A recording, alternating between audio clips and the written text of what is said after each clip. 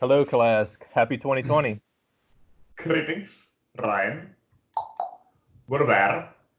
You are having those increments in your calendar and you were having something to share about those ideas. But first and foremost, before we're starting there, we have received from the vessel that there were some complaints, yet again, about our accent or pronunciation of your English language. And as far as we're concerned, considering those ideas might reach the individuals that were or are present that are having such problems.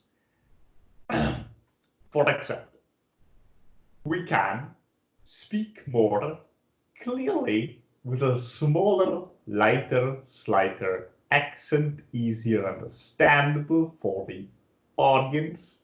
But in this individual case, that's more of the vessel coming through and not so much our energy. So if we would have clear, easier pronounced ideas, whereas the energy is more smooth, like there was earlier in your time frame idea of when we are starting to speak to the vessel, we're aware there are plenty of such informative pieces on your internet the vessel put there for everybody, right? So that shouldn't be the problem. If you're starting to have newer, more updated information from us, obviously there's the book, right? That you can clearly read our message clearly, very smooth correction, and easily readable. However, if you're acquiring audible information and on a regular basis from us, from your recent timing, then that's how it's coming through, because that's the clearest individual frequency we can achieve to speak through vessel. It's still a small fraction of our energy. We can easier make it clearer. However, in this case, only more stressful for the vessel and its neighbors. But also the idea, obviously, hardly anybody would be able to understand anything they're saying, similar to Marco. So we have found somewhat of a middle ground where you can train your ears, get used to our pronunciation of the connection is very good. Like you would simply be screaming at you, considering your own interpretation of communication from your vantage point, if you would be speaking more clearer, or if we would make sure that it's easier for you to understand what you're speaking, as we showed earlier, then the connectivity much lower and you would be speaking more to the vessel and not us, right? Of course, you can clearly speak to the vessel and you can communicate with the vessel and then pay the vessel for communicating with it if that's what you're referring or whatever. But from your aware, you come to this place on your electronic to speak to us and hear from us. And if you wish to have that experience, the idea being the best way we can deliver anything clearer from us and you're not having the illusion of something coming from outside there, from reptiles or words, but in reality it's more a vessel, but you actually want the information to come from us, then you will have to deal with the fact that it's coming through with a much stronger action. As we showed earlier, we can make it even much stronger and clearer in the connection, and you will hardly understand anything the vessel will be under great stress. We believe this is the ideal middle ground that we can come to. You're entitled to your own opinion, but from us, we'd be glad if the vessel would be able to hold even more of our frequency, so we can even more clearer our connection would likely be even less clear in terms of your own understanding. But that's what we're working on at this point. Is there any further complaints, inquiries, or about this particular topic before we switch to another one? Just real quick, Kalask. Yeah, the number one complaint that I get on my YouTube channel from people in the comments is people saying, "Man, I can't understand what the hell Kalask is saying." But I mean, I prefer the way you speak now. Like, I think like there are some parts where it's a little bit hard to understand you. That's why I'm like starting to put subtitles at like certain points in my video. But yeah, I mean, I prefer you just talk the way you do right now. Very appreciated. Yes, we prefer to even speak our own language, right? But then obviously your species would have to learn our language because you otherwise couldn't understand anything I'm saying. So again, this is perhaps the best middle ground. So, anybody else an inquiry about this particular topic while we fill some water in the vessel, or shall we switch to the next topic that we have in line? Do you have? Are you saying you have like? Do you have any opening statements you want to make?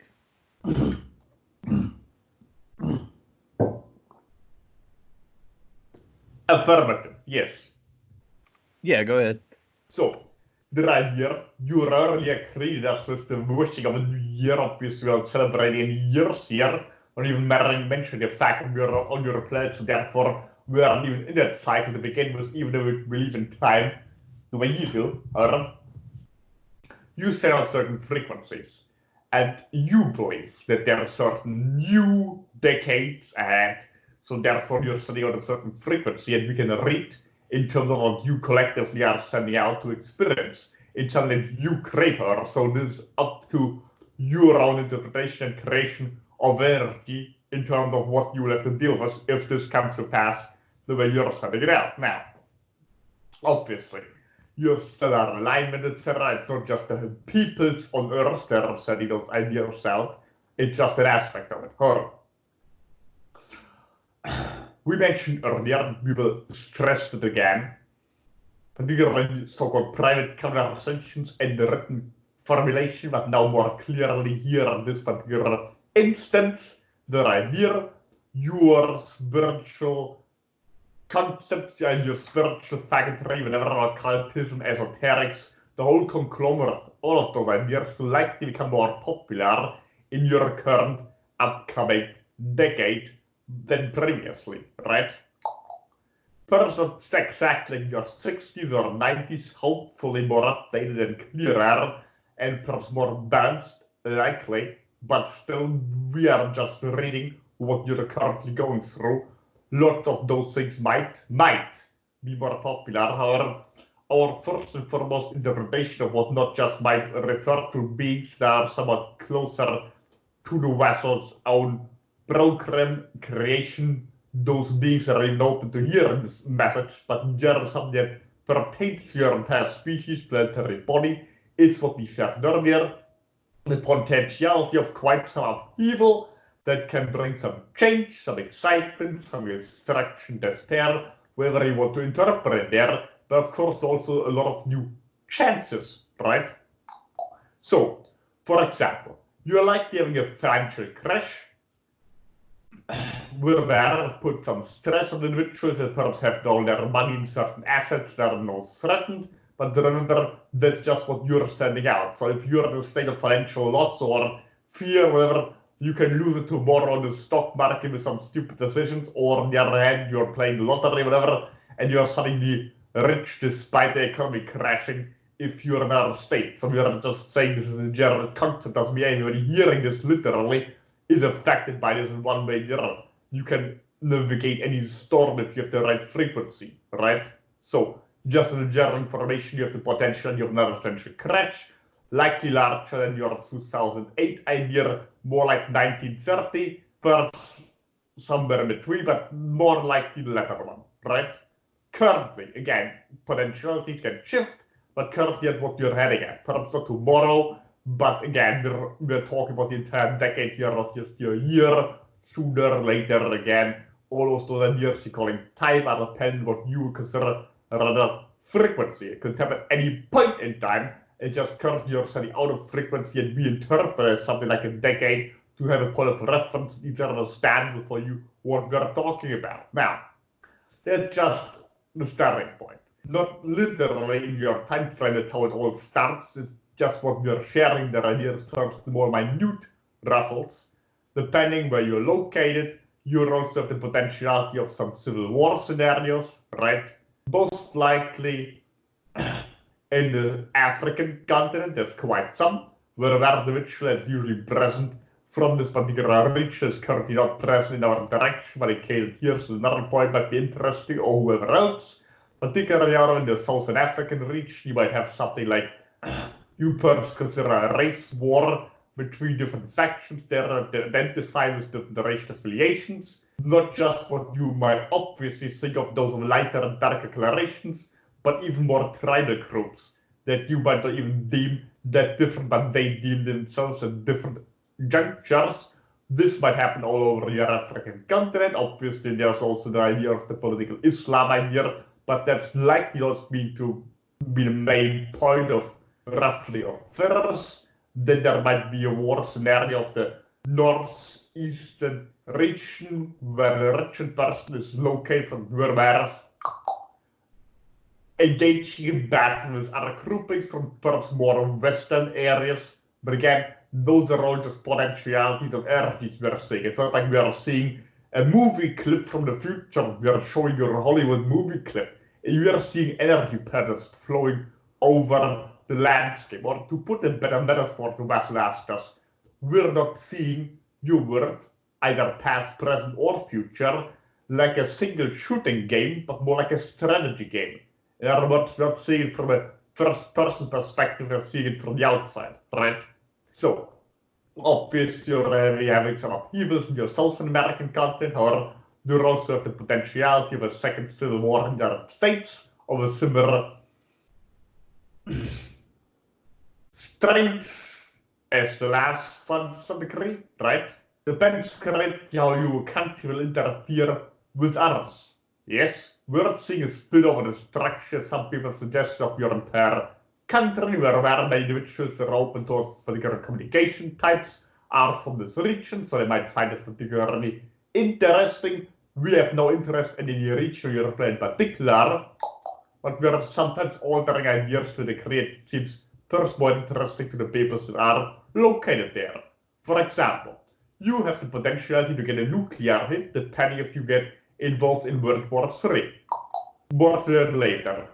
Likely somewhere in your northern region of your United States, perhaps more to the eastern, the western part, due to the fact that they are more of your main industry, military bases, decision-making centered in that region, or where they also are secret bases near where military equipment is stored, and nukes are likely the likeliest potentiality for hit is in that region, and of course the invasion idea of your Alaska.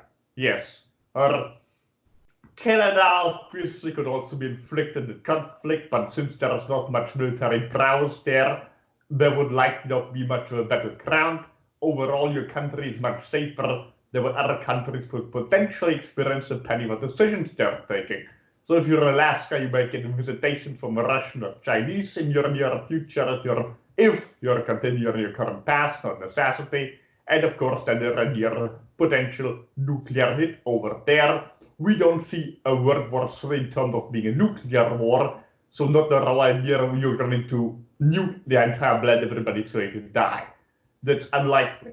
More likely, secret weaponry you're fully aware of even existing will be employed, particularly by the United States, or also by another faction we are mentioning more further from that someone affiliated with a grouping that's not really currently in charge of any country or planet. Likely, if you're wanting to look for a start, as we shared earlier already, of such an upheaval, it will likely happen in Russia, not necessarily currently with the government, more than idea of something that you consider terrorism happening also in the Russian region, but unlike in Western Europe and the United States, there will likely be much more resistance to it in that particular country, which could also lead to another civil war. In the United States, however, it will likely there are some communist socialist group that might fire first shots in terms of something like a civil war scenario. Also, we don't see any time frame that idea of what happens first, a nuclear civil war. If both of those things have to happen, or only one happens, or both together, etc. Just general potentialities. Now, the Russian idea being more of the influence under the Chinese country, so great independent states too will align further or not. Also, the idea of this capitalist communist mixture economy, if this takes hold or stronger in Russia and the Chinese troops are also infiltrating, you're aware, there's still stronghold of communism in the country, not particularly what many other countries would consider such, more than the idea of conservative Stalinism, or we're using words from the vessel's mind about those concepts. We're not familiar with your different political, economic affiliations, since we don't have any financial system that's close to any of your experiments on Earth.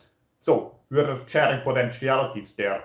Your NATO troops are putting a lot of ideas, and where the West had some interest in your contemporary politics. We're following it that closely, so we'll have to read from its mind, considering your updates in terms of where troops are positioned and your Baltic states and Poland, likely very stupid military decision, or at least one will just further provoke the Russians to their ideas. If there should be a proxy war happening, obviously the Middle East is much more likely scenario. Also, anybody located Israel might like to locate Israel. Palestine, we're going to get into this whole quarrel you're running over there, but it has the potentiality to look like Syria should there be such a conflict, not necessarily because of the whole Muslim trouble over there, since the religious concept of your Abrahamic faith are always constantly fighting each other about who has the right interpretation. We're aware there is the Iron Dome scenario, but it will likely prove not to be very effective should the Eastern Bloc make the decision to invade there in Syria and flow through all the way to Egypt, right? They will simply be overrun. Obviously, United States has also stronger military battalions there that are moving more further in the region, so likely that's where a lot of clashes and initial war would happen. But again, look into Russia if you want to see the starting point of all of this, since they have the greatest potentiality to have a throwback from your so-called Muslim terrorism, where they come up with their own ideas, likely again their conservative styles, communist combination, where if they align more with China, and you're aware China is also buying up large parts of Africa and also influencing larger parts of Europe, and many people in the Western world were aware and are upset about that. We'll look at it from the outside, and from our perspective, the United States has been doing this for decades, and it's just now that the Eastern Bloc is doing it again, that since the Cold War has done so, right? Now, obviously we are sharing different aspects, not all of those will happen at the same time, perhaps some of them will not happen at all, depending on decisions you are making, but all of those are currently potentiality also. There's also a great potentiality of more civil war upheaval in your European continent, likely also to the degree of racial tensions, particularly once the native population, in particular in England and France, are the minority. Likely that there will be some form of civil war-like scenario, also greatly depending on the current Great Britain ideas going on, its whole idea of, well, breaking off, whatever. Again, we're not getting into details of your contemporary politics. We are seeing energy, and currently it's moving into something that's a new energy, not just the idea of distancing itself from the whole European continent, but isolating itself entirely from the entire, well, any other structure of power, economically or militarily, that could likely prove fatal for it in the future. But again, we're giving advice here to not any politicians or your friend would listen to us, but we're giving advice here that you're reading energy. One water.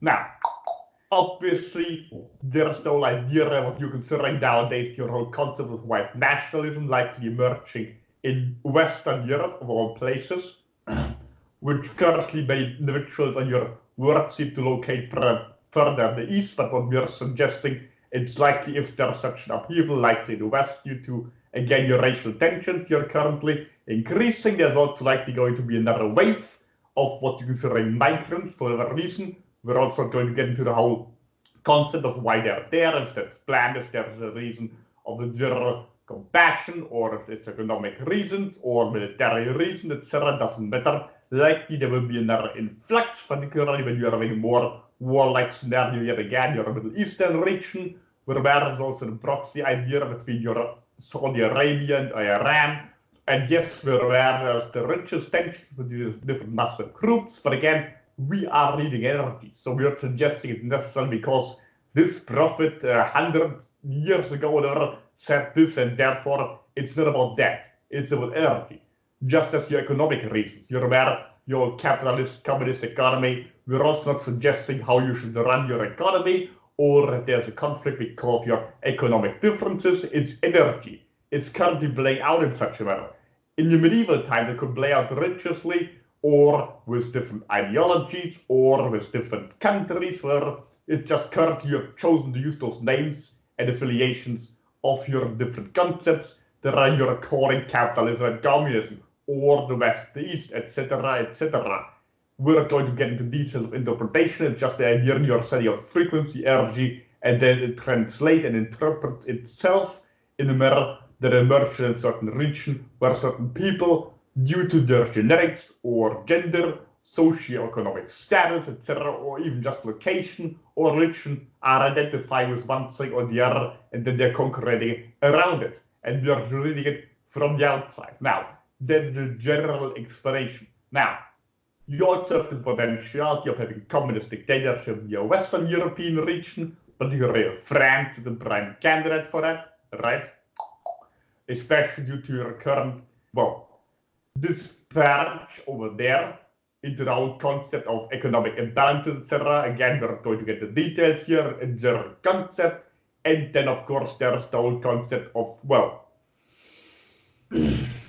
Turkey. Your arrogant person currently having great potential of causing some upheaval, most likely due to its indecisiveness what continent or group they want to affiliate themselves with. The whole idea, are they Western or Eastern, Asian, European, African?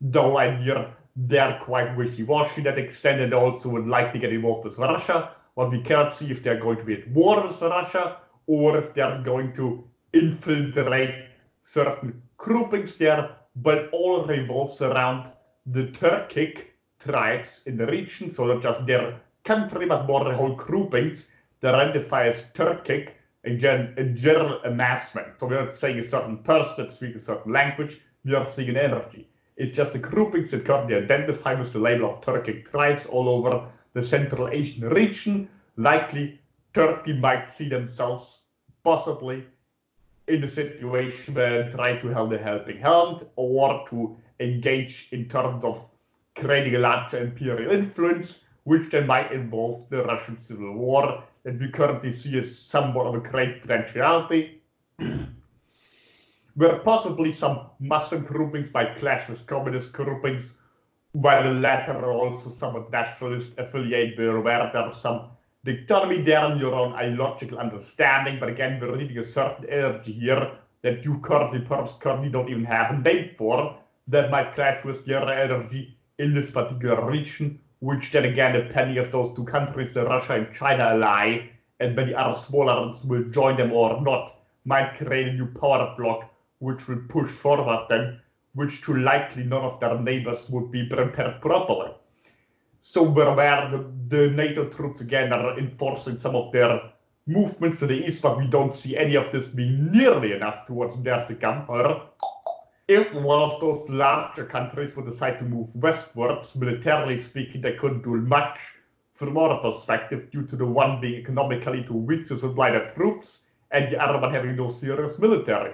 So only if they ally up, they would likely pose a threat to your current Western powers. So no matter if you identify with the Western or the Eastern, we're just looking at a scenario of potential clashes. We're giving financial or business or economic predictions in a sense where you should put your assets, where you should move, should you buy guns, where that's entirely up to you. We're just reading energy.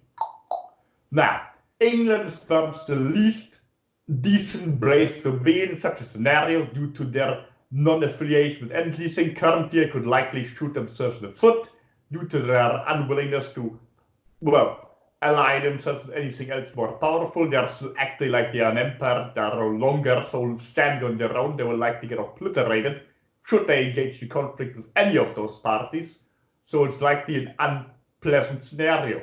The Holland, Netherlands are likely also particularly useful since they're close to the England region. So if there should be a nuclear hit there, for example, over in the Channel, not saying there likely will be, but it's at least a potentiality. There would be a large flood wave. So the whole North Sea coast first not very smart to be at in those junctures. But again, we are giving you time, we are giving you certain dates. We are speaking about an entire decade and a potentiality. All of this could also play out entirely different. It's just what we are currently reading. We could also tell you that tomorrow everybody is going to have a big awakening, everybody is going to be channeling, aliens are going to land on the White House lawn, everything's going to be fine. There are plenty of those predictions constantly in your so-called airy-fairy whatever community, and we are suggesting any of them should stop putting their ideas out there. We could put some more positive ideas out there as well. But we consider it more important to warn you of potentialities, of likelihood of uprisings that you can prepare yourself for. Because usually when you're prepared for all outcomes, yes, trust us, we're very much equipped for battle.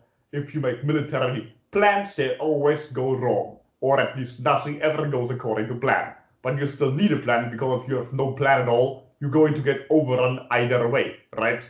In other words, if you position your infantry there, your air force there, your marines there, and then you get attacked from a completely different position, you can renegotiate them, you can relocate them, and you can still battle. But if you don't even put any troops there whatsoever, because you figure, well, we don't really know where they will attack, so we just wait, then you will likely get spotted and run over pretty quickly, getting there on the area, right?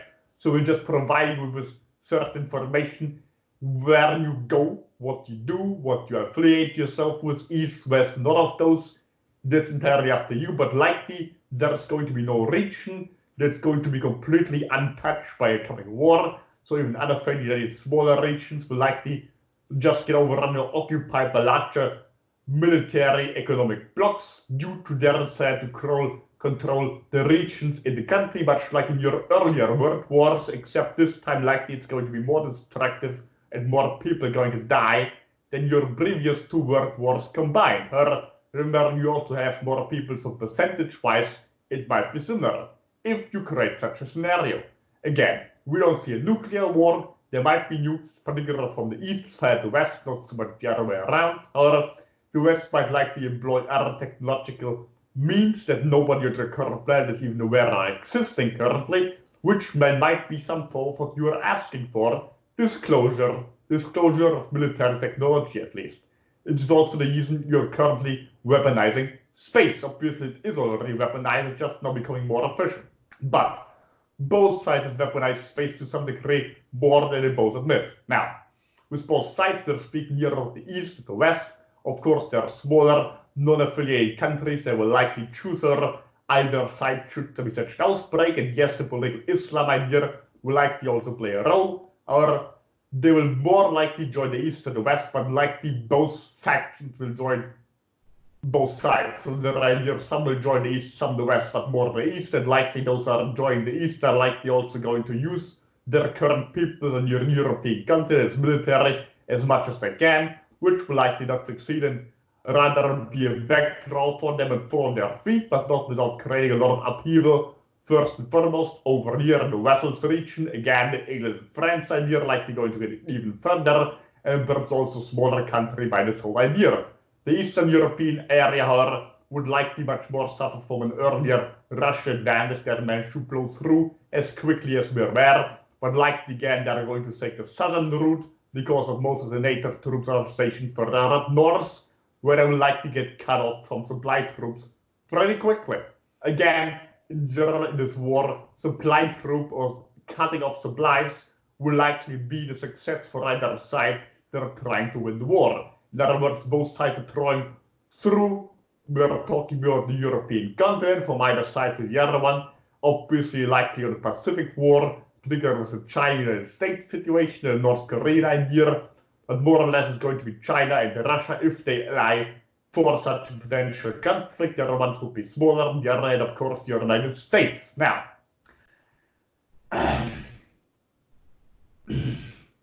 there was another, well, then of course there's the whole potentiality of your financial crash, etc. being triggered by such or happening earlier, and of course a civil war scenario might happen at the same time or earlier or later. I'm not suggesting here any particular fallout of events, except that likely in Russia there would be the first civil war scenario before anywhere else it crops up, simply because there would be more resistance to your current political movements in your current migration and economic disasters you're creating for yourself. And obviously the United States, for example, it seems somewhat sitting more safer over there, creates all political friction due to their indecisiveness where they want to take the economic future in terms of your socialist capitalist experiment or whatever you want to call it such. Now,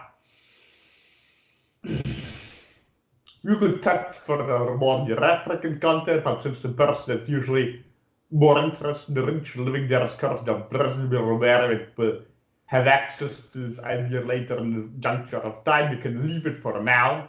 The whole idea, however, is in Africa likely there's going to be just as much upheaval and warlike scenarios as in the North, particularly due to the new modern colonialism from the Russian Chinese region that are secretly taken over the continent to their own means, and then there may be the conflict with the last remnants of first more Western influence, right? And then of course larger structures, the Russian affiliation, which again, contrary to current popular beliefs, will likely not play the main role in the conflict. They will just be a side note. They could, however, play a large trigger point, but again, it depends greatly how the Turkey country will behave should there be any upheaval in the East. Now,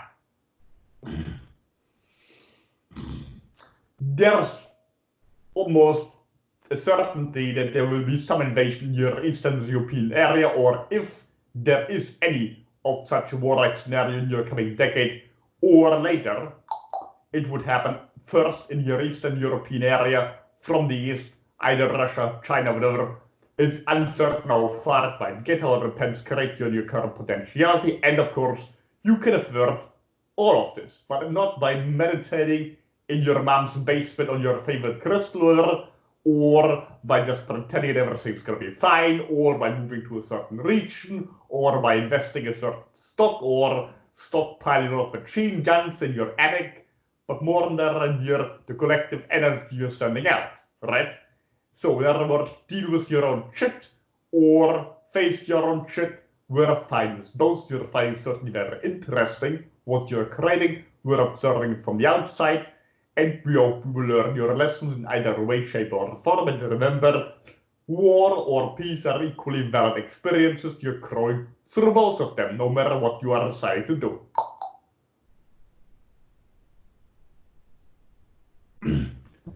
Any further inquiries over this whole topic or any particular details you wish us to enunciate or elaborate on while we still some water in the vessel, or shall we go somewhere else?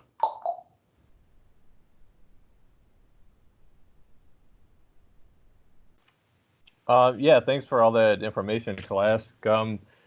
I mean, I personally, I would like to know more about like how disclosure is gonna, like how that's gonna have any effect in the 2020s. But I mean, like, I'd rather talk about that in a private session, since like we have a lot of well, quite a few people who want to ask questions. So anyway, if nobody else has questions on Kalask's opening statement, Zach is up first. Thanks, Ryan. How much time do I have? We've got like a little less than an hour and a half left, and we have like 1, 2, 3, 4, 5, 6 people. So I guess that's like 15 minutes per person, if I'm calculating that right. Okay, So, I don't have questions for Metax either, so. Yeah. But So yeah. I'll just plan on 15 minutes. Thank you. Okay. Greetings, class. Greetings, Zach. Go ahead. Thank you. Is there anything that stands out in my energy field right now that you sense or that you feel that you'd like to share with me? Yes, you're currently hearing something like a plucking in your throat, right? Someone you're withholding or frequency energy, you know that you're not speaking with us very clearly, but perhaps more in general. That's the most outstanding. Perhaps there are regions, guys, you're aware, we're experts in the heart, so there could be something there you're aware of. So we're aware of, as you can tell, is the third region, the grounding could perhaps be somewhat better, right? Okay. We're working on your grounding while we're talking to you, or if you express yourself more clearly, are you always speaking your mind, so to speak? Or if you're speaking, are you making sure you're saying what's necessary and important? Okay, yeah, that definitely resonates. It has been challenging for me recently to connect with other people and speak. I've found myself kind of stumbling over my words and not necessarily feeling like I can explain myself clearly. It definitely is a lot easier to talk with you or to talk with Metax or to talk with, other beings from other worlds, it seems a lot easier to connect with people like you than it does with other humans. And that's something I'm trying to, or not trying, it's something I'm working on getting better at. And I feel like I need to be more human in the sense that sometimes I spend a little bit too much time in this esoteric field, and I don't spend enough time like actually being grounded in this physical earthly realm. But it just seems so fucking boring to me most of the time. Like so much of like normal human activities are just of absolute zero interest to me. I could not fucking care less. And do you like, is there anything, if you were, well, I think I already know the answer to that. I was going to say, if you were me, what fun activities would you engage in? I'd probably end up in jail if I engaged with most of those activities. But I guess, is there... Yes. Is Wes there... complains to us about similar ideas in your regular basis, considering the border of your planet compared to being able to communicate with entities as us, right? And once, of course, you are in such an awareness, your mundane tasks on the Earth might become even more mundane, right? Or very often when you're restricting your flow of information, we don't necessarily suggest to go all of your way to pretend something to be not, right? Sometimes just retreating and not to communicating at all might be easier on your throat in such instances, but then again, you might get uncrowned, so then you need to take care that you're grounded. Of course, also when you're getting involved in your fiery, wishy-washy, whatever the fuck, right? Then also you can be very uncrowned, but you don't need to be uncrowned just because you're studying the occult, so to speak, right? It can still be very grounding. Depends what energies you're dealing with. Now, a potentiality, for example, to have something like a hobby, a free time activity, right? That's not necessarily involved with the esoteric field. If you enjoy some certain sport, etc., or reading or studying a certain, perhaps more literally earthly subject, right? Right. Yeah, I think that'd be good. For most of my life, I was an athlete and I engaged in sporting activities, and up until through college, and that was how I gained most of my friendships, and most of the connections I had with people were through sport. And since I graduated from college, I feel like that is something that's been missing in my life. And I definitely went all in on the spiritual faggot tree, as you would say, and kind of neglected competition and almost like castrated myself, so to speak, trying to be so spiritual for a few years. And so I do feel like I'm finding that balance in embracing that competitive nature, but at the same time still having what I consider to be a healthy sense of integrity and not causing undue harm to others, and being as of service as I can be. And so yeah, I think it really is just a balancing act for me currently.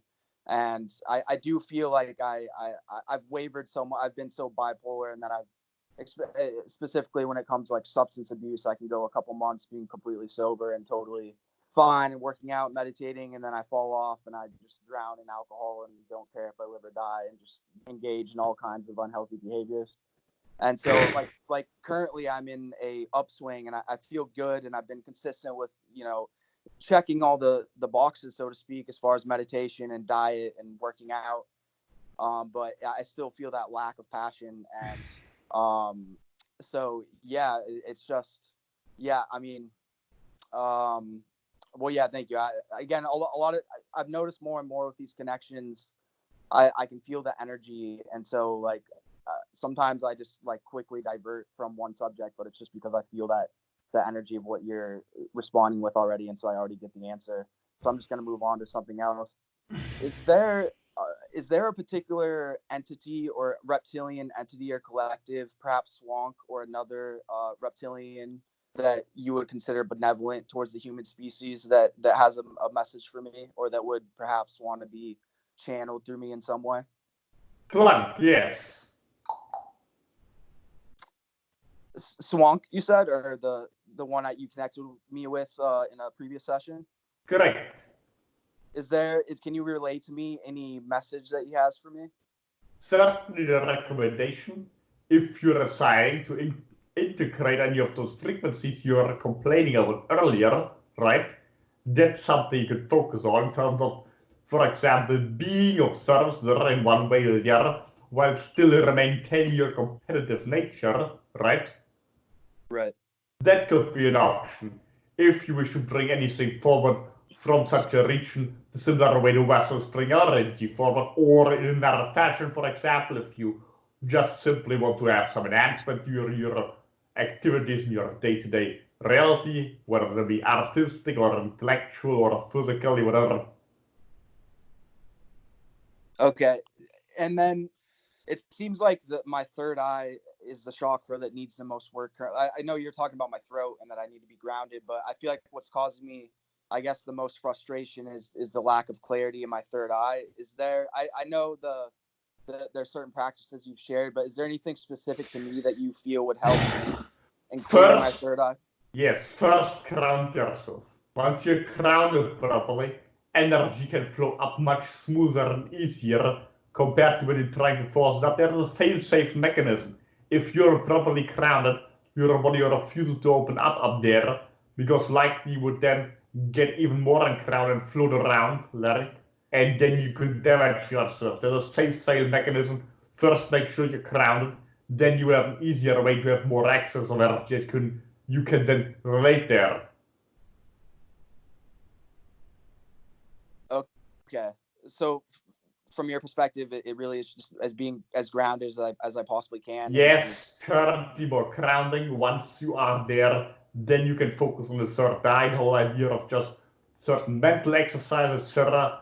The whole point being already also to open your throat, and if you want to use your third eye to bring anything forward. Okay. Yeah. Thank you. Yeah. I guess I get frustrated because I mean, I feel like I have devoted so much time. Like I do meditate on a daily basis, and I focus on grounding pretty on a consistent basis as well. And I spend so much time engaging with channel material and other material to get myself attuned to those frequencies. And I do feel it. Like I feel the energy. I guess it's just the translation process that I'm getting stuck. And I guess that's also associated with my throat. And is there perhaps any like subconscious fears that I still have of connections to other lifetimes where I was killed or something for speaking my truth, or is there some type of like underlying like terror that I have that if I put myself out there I'm gonna get killed or something? That's the problem. Time doesn't exist. So if you're out of lifetimes where anything happened, it's because you are connected to those lifetimes and making them more likely because they're in alignment with what you're currently pulsing out. Don't put the responsibility on other lifetimes or future lifetimes, right? Or on the reaction of other people, because then you're giving them the power. Now, the idea that you already shared, you put so much energy and effort and all of the spirituality, right? That's the problem. That's why you're getting ungrounded. You're putting not enough energy or effort into anything else. Sometimes you're trying to be really good at something and you're getting there, and you're investing a lot of energy. You will not succeed until you focus on something else, right? I see. Very often when you're really wanting something, you're aware of that, right? Whether Yeah. it's money or sex or a spiritual advancement or could be just a promotion, you're not getting it. Even you're putting all the energy in until you finally lose interest and move on to something else, right? That's the irony of it. Because you're compiling energy on something, but you're not letting go. You're putting something on a certain scale, but you're not letting it any time to actually weigh down, right? You're Right. letting it any time to balance out. The whole idea is once you focus on something else, in this case grounding, then all the energy you have amassed can finally come into effect. I see. Okay. Yeah. And I think kind of tying back to like a hobby of some sort, I think if I join some type of just recreational sports league or something, that I feel like spending time doing that and getting my mind off of all the esoteric spiritual stuff would allow some of those seeds to sprout, because I wouldn't constantly be focusing on the fact that, oh, it hasn't happened yet. Because I feel like, I guess that's my problem, is I'm constantly pulsing out the energy of it's not here yet, it's not here yet, it's not here yet, it's not here yet. And so yeah, I think letting go is something that I should certainly embrace.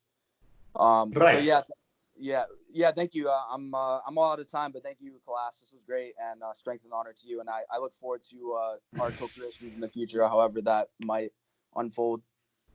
much crowdedness and opens the right sack until our next direction through vessel or directive. Alexis, you are up next.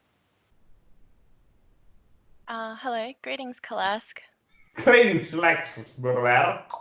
You are setting a frequency in our direction for a while, but you're verbalizing your interaction with us now. Oh, okay, that's interesting. Okay.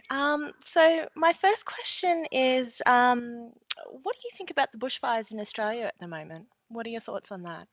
Well, you're obviously having a planetary undergoing of upheaval. Doesn't matter how you're interpreting those certain scenarios. Obviously, your current nature is flaring up in certain regions, not just there, just currently that's where it's happening.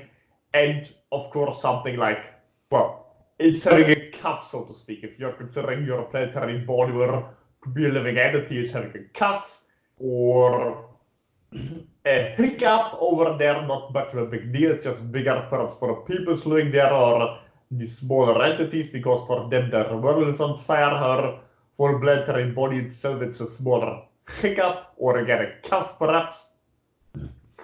It's of course caused to some degree, but yeah, you're pointing out, yes, humanity is to some degree contributing to your environmental problems, but more so in the seas than the temperature changing, for what we're aware of. You're also moving into a different place in your cosmos, alignment, etc. Therefore, you're also heating your entire planet up naturally via that means. Or in this case, obviously, it's also simply due to the location of your particular region, right?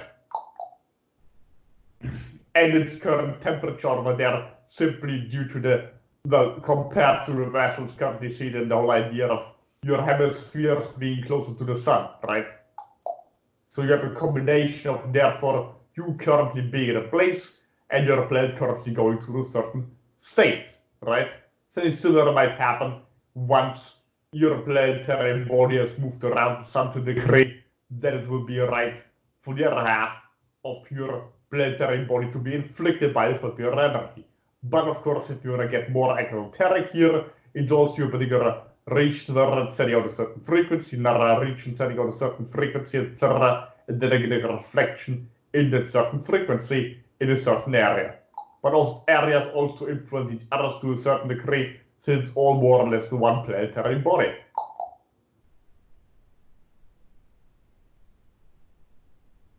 Oh, okay. Thank you. I just got one more question. So you seem to be like a more self-serving entity, and I'm just wondering what do you gain from like these channeling interactions? Like this seems to be more like a service to others sort of interaction, I guess. So I'm just curious what you get out of it. We would like to answer this very important question with our favorite sentence. Service to self is service to others, and service to others is service to self. Yes, the whole idea being we are first and foremost self-serving, but from the vantage point, at some point you're realizing once you're evolving to a certain degree the cosmos, right, that you're getting to a point where you're getting in more conflict with others if you're purely self-serving, and therefore due to the build-up of conflict, you are no longer serving yourself and you're getting yourself involved in more conflicting ideas that are not as beneficial compared to if you are less serving to yourself. That's the contradiction in your English language, perhaps, reaches its limits. Also, the other way around, many of the Aerifair nature realizing the more they are serving others, the more they're getting to a point, right, where they no longer can afford such, and they need to serve themselves as well because they're realizing themselves to be more a part of the entire whole, right? So if they stop serving themselves at all and only serve others, they will eventually deplete their capacities and can no longer serve anybody, right? Two extremes. So in this case, we're learning, for example, how to use what you consider your heart region. Our answer that goes down, you would quote consider as psychopaths if we were to incarnate your species, right? And therefore, we are not expressing those emotions you consider normal, perhaps, or empathy. We would not consider psychopathy to be a personality disorder. We would consider empathy to be a personality disorder. very strange. If any individual in other species would behave in such a way that we consider normal or perhaps even religious concepts to be advisable, we would consider this person having an empathic personality disorder and relocate them to other, well, we don't have psychological specialists who would likely annihilate them, which of course also ties in more with our societal structure you might consider psychopathic. We don't use those labels and terms, we're just using them from your own species to have a point of reference that you understand, right? Now, we are realizing there is a certain benefit in using what the kitty cats term to us, using emotionality or even love as a compass, right? Because you're an easier than sensing shit that otherwise you would not be aware of if you use, for example, on your radar to determine where an enemy ship would be, right? If you have something like an internal radar, you can also build upon, then you have the possibility to read frequency much clearer through the emotional state, which is what we're gathering and gaining from interacting with your species in particular, since your species is not just so overly emotional, but you also have emotional swings, right? Mood swings, etc., particularly of females we're aware, but in general your entire species is constantly behaving in such a manner that we would consider perhaps very peculiar, sometimes self-destruction, but always interesting, and since you're able to interact with our energies, unlike some other beings in the cosmos that shut us completely, but still you're also venturing over extreme emotionality, we're finding it very useful to interact with your species, to gather information how best to interact with those frequencies you're considering emotionality. But that's just a general concept, or in a nutshell, there's much more into it, since some of you also have some of our genetic influx and our past interaction in your planet. We've been there before, and we had colonies in your planet before they were wiped out. So there are numerous reasons we are currently interacting with your planet. Does this answer your question sufficiently? Yes, thank you, Kalask. I have no further questions. Just it's an honor to talk to you. Very appropriate. Likewise, if you're more interested in our species, we greatly recommend the book that we put forward with the vessel merely about a topic that you just acquired upon.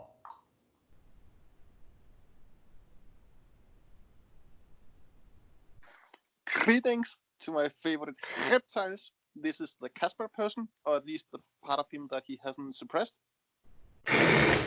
Greetings, Casper, and your energy is coming through more clearer, and yes, less suppressive perhaps, than we refer to in their interaction with that person, where I mentioned certain upheavals you had with another person. Again, where I congratulate you on working on different aspects. There's obviously still some you're aware of, perhaps in your own throat as well, when you're expressing those energies more clearly, because you're either suppressing them or you're expressing those aspects more clearly, but then you're suppressing your communicative abilities.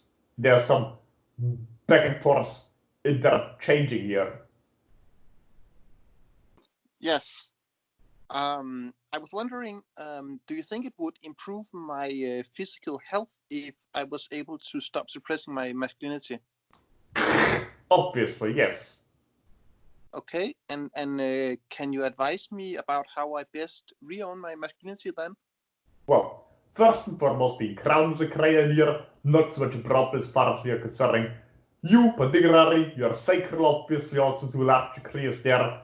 Yours, your females and your males are having in your entire species usually some problematic ideas due to your religious teaching. You're just referring to your Christianity idea, but in general, most of your modern religions are based on older teachings. Even there, you already had some problems. Large of those refers to wrongful teachings, where we were never taught how to properly use your sexuality either way.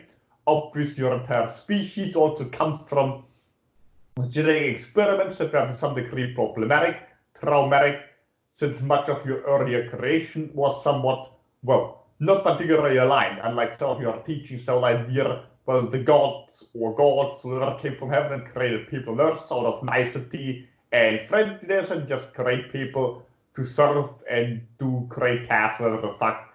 The idea there was sort of rape going on, the whole idea of, well, extraterrestrial influence on your planet, also certain groups were clustered away from each other.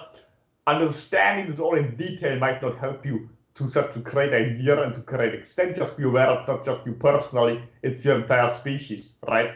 So, the whole concept of being in this case is the same as the sack person. However, your person having more problem, not so much with the grounding idea being in your physical body at all, but again more with your masculine identity, and therefore, in your case, more a sacral. So if you work on your sacral, it could certainly be helpful to a large extent. Like also your openness or idea, also of course the soul, etc. But largely it's the sacral, right?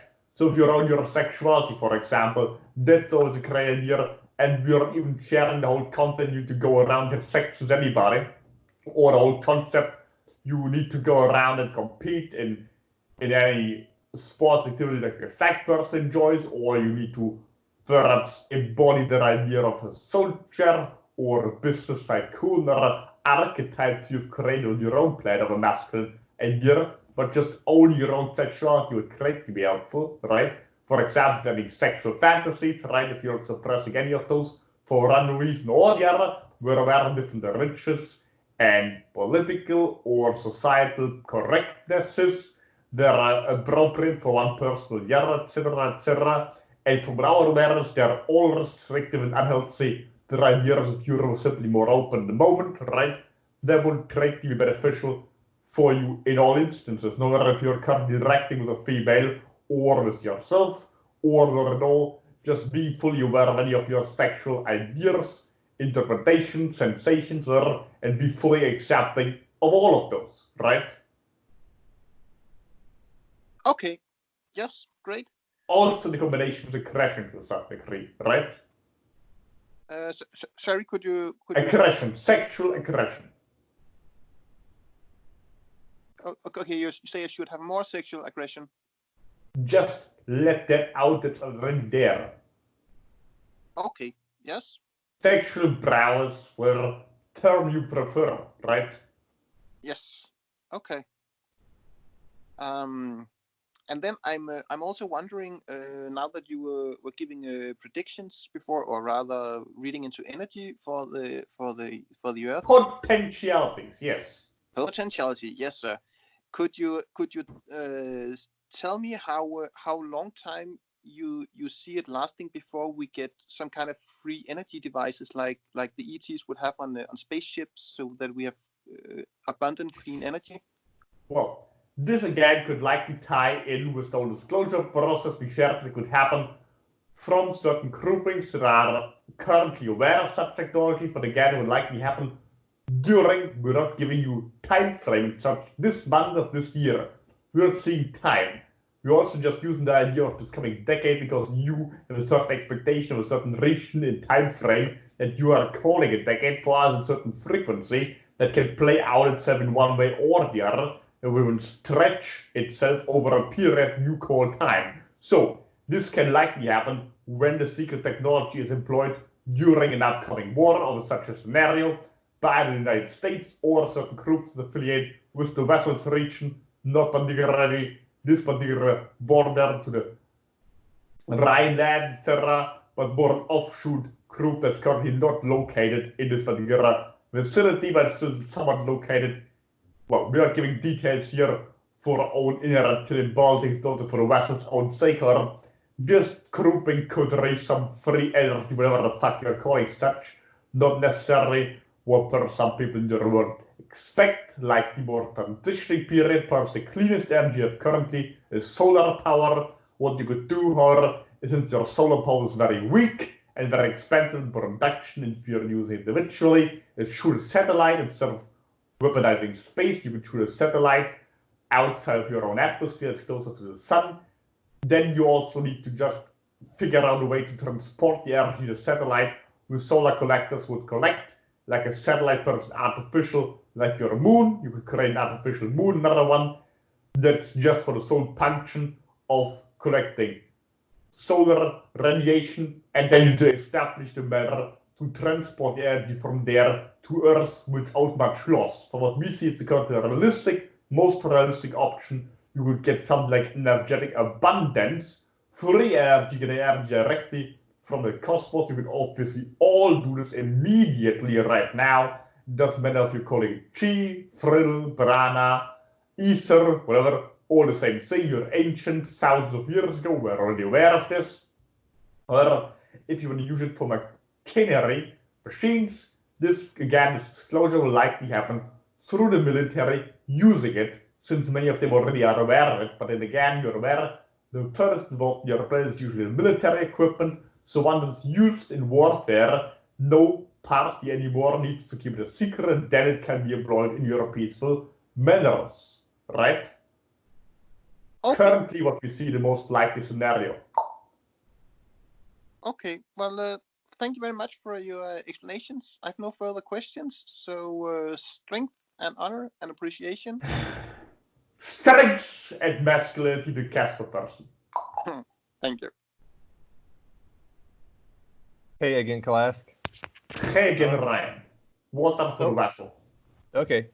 So yeah, like to begin with, like earlier, we were talking about how some people complain that you're hard to hear. So like for the next video that I'm going to upload to my YouTube channel, yeah, like there's one part where you talk about, you were saying like the carving, yes, of the swastika here, right? Yeah. Do you remember like what you were talking about? You're correct in your assumption of the Ukrainian, right? Artifact, or that's just one example. In general, there was the process of carving the symbol in numerous tribes, right? Both of your Native American as well as Native Northern European, and some of you what you consider Slavic, Northern Asian tribes, right? Okay. In different forms, that was quite common there. And originally, of course, also still very much in use in your Indian region, right? All coming from the same origin. Okay. When you say Indian, do you mean like actual India or like Native Americans in the Hindu groups? Okay. Okay. Cool. Well, yeah, that clears that up. And just now you were saying like you were referring to free energy as chi and something like prana. And whenever we were talking about this before, I couldn't quite decipher what you were saying. Like, are you saying Brahma in terms of like is it the same name as like the Hindu god Brahma? No, prana, spelled in your Latin alphabet with a P most usually. Prana, for what we're aware of, right? But of course, it's a Sanskrit term, so therefore the translation is a possibility. Okay. All right. Cool. Well, that clears that up too. And now to move on to another topic. Officially, the United States Space Force was founded as the sixth branch of the U.S. military 12 days ago. Can you say what the actual year was when the earliest secret space programs of the U.S. got started? Well, the bench great when your colleagues had chose remember your time is valuable, right? But there were already some concept a century ago, right, of numerous countries to send shit up into space. So you consider this perhaps also already being somewhat of a space force but that was just plans, right? Just plans with your Russian region, yours, the vessels, those different concept aspects all create something like a space program on the paper, right? And the whole idea of sending things into space is just that there was no attempts made yet to actually colonize space and put something out there. So the creating depends what you would already call a space program. So do you know when the United States military first sent an astronaut into space? Likely earlier than they publicly admit, right? But still likely after the war, after the last one, the official one, at least, right? Okay. So do you know how far from Earth the space fleet has reached as of today? Well, this space fleet, when you're talking about your current official government, right? Uh-huh. There are certainly, well,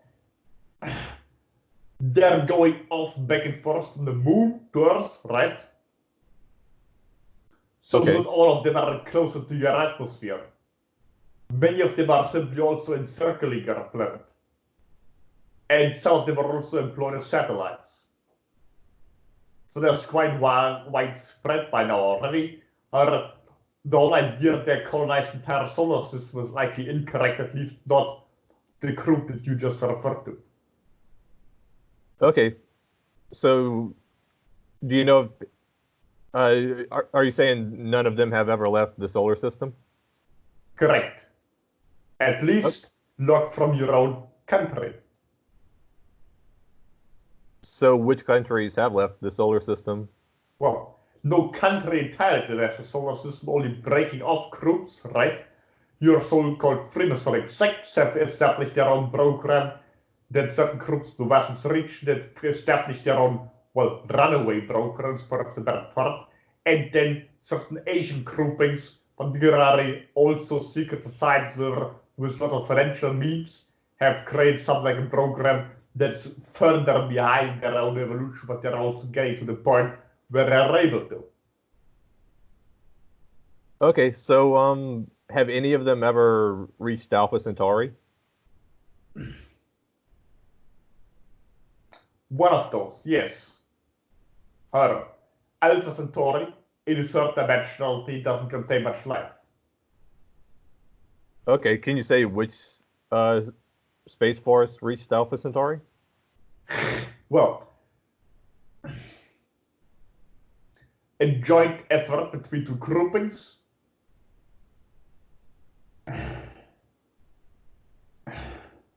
Not that they're affiliated with any group on Earth currently doing anything. There was some collaboration between different secret societies that established such a program, likely from Europe's region and the Western region, but not necessarily affiliate themselves with any particular country or move further on Earth. Okay. We're also not sure if there's any established connectivity to your planet currently, except the moon. So have any of the Space Forces reached any further than Alpha Centauri, like Trizal, for example? Well, individual peoples that just would ever abducted her or stepped on board ships of larger civilizations, yes, but not with their own ships. Okay. So are they still always in the third dimension? Yes. Okay. Okay, well, yeah, I mean, I do have like 100 more questions I would like to ask you about this. But yeah, I think I'll save it for like the next private session, and because since I do have some questions for Metax, so all right, cool. Thanks, Kalas, for answering my questions. And yes, also keep in mind you're always pulsar energy, so potentiality, what's going on your planet, or has been going on, or will be going on, as well as outward in space, also reflects always your current state of evolution yourself. Okay. All right. Well, yeah. Thanks, Kalas, for answering my questions. And Lisa, you are up next. Thanks, Kalas. Talk to you later. Until later.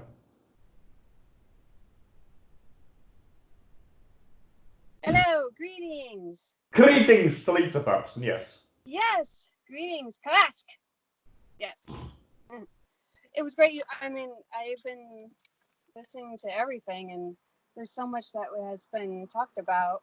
And something you just said to Ryan, too, I had already written down. I was wondering, I had written, like, does it matter if I know what's going on all over the earth and beyond? Like, the wars and shit or other things. I feel like the only way I can navigate is to use my own experiences and reflections coming back to me.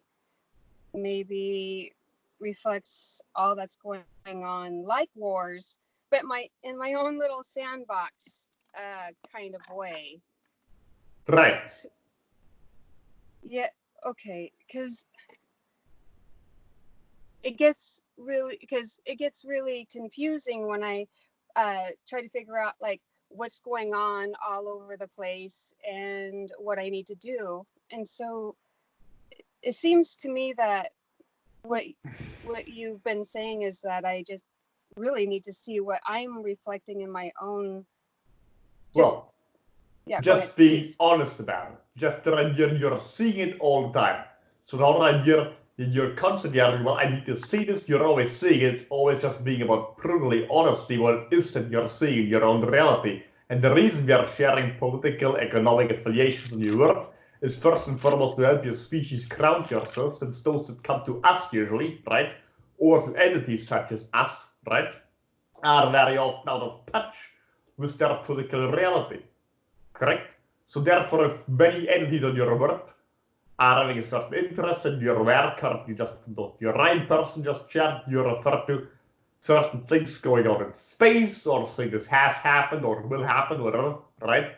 They can also have the potentiality to get you on ground, or the right person usually has the idea of also being affiliated with more of a day-to-day mundane task, etc. But many have the idea of venturing off into space mentally and not being connected to your Earth or to anything that's physically going on, right? So we are encouraging individuals to focus on certain aspects that are more of physical interest, and combining those, as has been mentioned earlier in your conversation with the select person, the whole concept then being more grounded, being able to funnel those energies in your world. Or in your case, yes, if you're just brutally honest what's going on in your world and what it is that you're really seeing anyway, then you will have a much more honest reflection and you can interact with. Yes. Also, of course, third eye being more open can also be greatly helpful to navigate yourself through the world, because then you will more often realize when you get a certain nudge to go in this direction or not. Yeah, I hesitate quite a bit, and I even hesitated earlier when there was a question where you asked if anybody had any questions or wanted to talk about it, and I hesitated because it wasn't my turn, but I realized I could have said something, and then, but either way, it's all gonna work out as long as I, remain open. And then the one thing that I saw was, or felt like, disclosure actually is going to mean conflict. Obviously, yes. So disclosure, because I know, like, in the airy fairy kind of way that we're thinking that's gonna bring freedom, and it's not. It actually is going to bring conflict within myself because of what is going to be disclosed. You are in conflict within yourself because, well, certain ideas aren't fully integrated, or they don't need to be fully integrated, or you decide how you interact with them. If there's conflict on the outside, there's a reflection. If there's conflict on the inside, there's a reflection, right?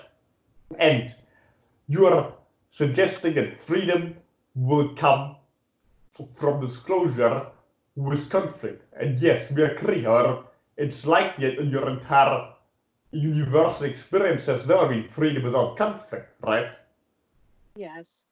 So, when you're asking for disclosure and you're asking for freedom, you're asking for conflict, and you're saying it's wrong or right. We are just informing you. But you're correct, and your idea is all a reflection, yes.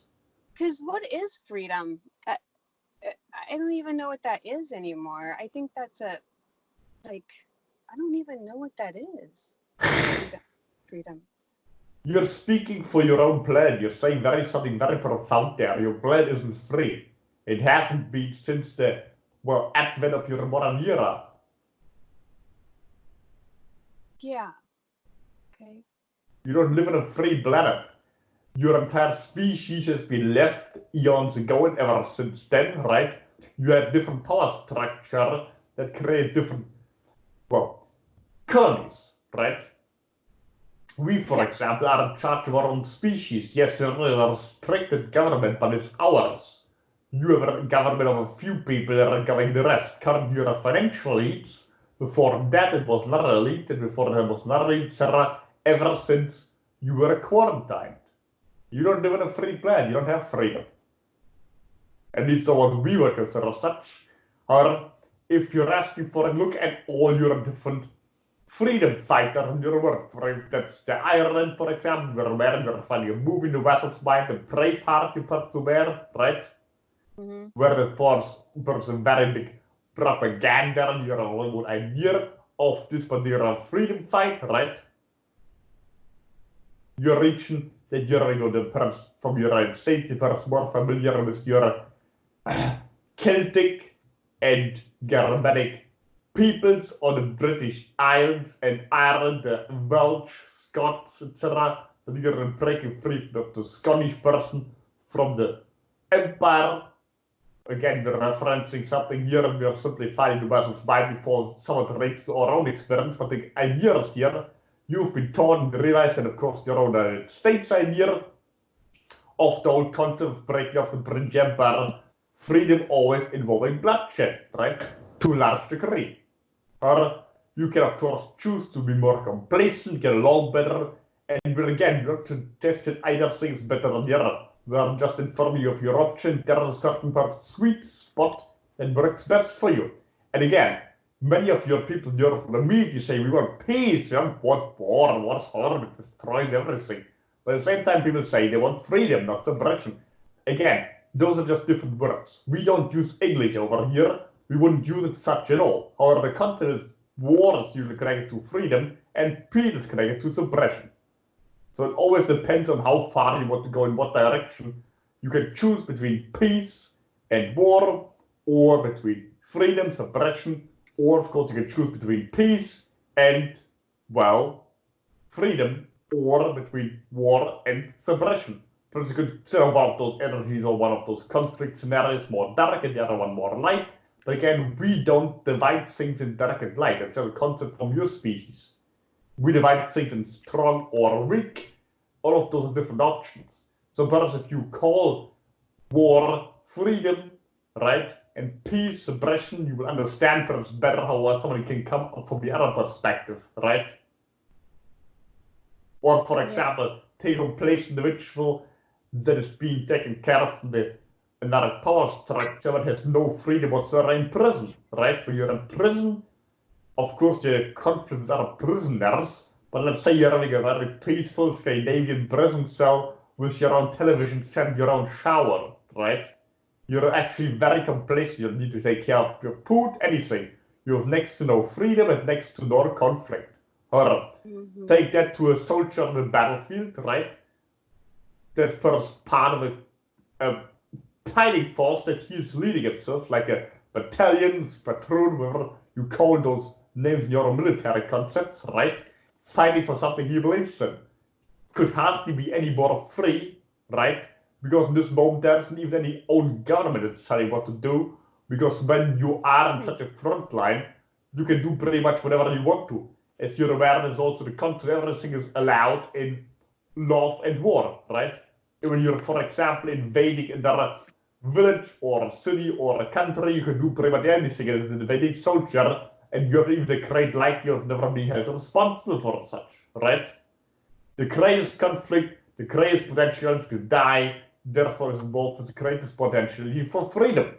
So the whole conflict of writing a certain constitution, which guarantees you freedom forever, is very naive. Or, of course, the whole idea you're going to engage in a conflict where you're going to live under eternal peace because you said so without being suppressed is very unrealistic. Yes, I agree. Because now it seems like freedom might be me trying to get somewhere else. Right. Because I could be, I'm free. I'm already free. I'm the one that's depressing myself or doing all these different things because freedom, if I want to be free, like I don't think I'm free, it's because I don't want to be where I am right now. I think freedom is somewhere else. Well, then you're sending it outward simply, right? Right. So yeah, so that's what's important about is that being grounded is wanting to be here and connected to here. Me to here. Would that be a good concept of being grounded? No, you don't even have to want it, just accept that you are there. Yes. Yes. Yes. Yes. And I think that's what's happening with a lot of us, or well, let's just say me, is I've been afraid to be here. Or not, or feeling, or something, whatever's going on. But now I realize I do want to be here. but there's a conflict, obviously. So I'm In doing yourself, good. yes. Yes. Or beware, you're always in the right place at the right time, and when you're grounded, you will realize that. So it's not about being somewhere, it's about being grounded. Yeah. Also, many people in your spiritual community, right? Those individuals, very often, due to their ungrounding, live in constant fear. They're just not aware of it anymore because they're so used to it. Because again, everything is this polar opposite. Remember, every word is an oxymoron. Right? So therefore, when you're trying to be all nice and peace on the outside, you create the opposite in the inside. As well as the other way around, as we can tell from experience, right? Yes. Yes. You have been doing very well with showing that, Kalask, and I think mostly reptilian energy shows a lot about myself. Like, it shows a lot about myself. Either I want to hide, run, or show up and stand up and do something. And so it's needed. Anyway, so I understand that learning about disclosure is going to be conflict. Although, if I don't want to disclose anything and I just want to be, there is going to be no conflict. Right. Yeah.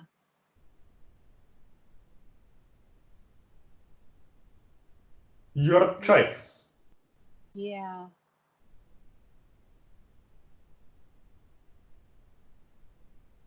Okay. Also, that's also a reflection of the idea of disclosure. Could you exemplify?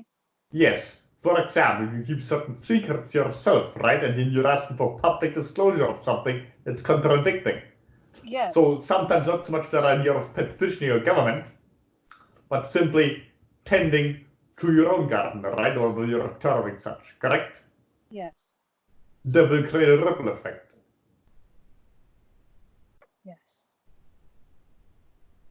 I agree. And then something about compiling, but not letting go is actually keeping it there. So when we're compiling information and we want it, like, okay, so I've been having teeth problems or removal.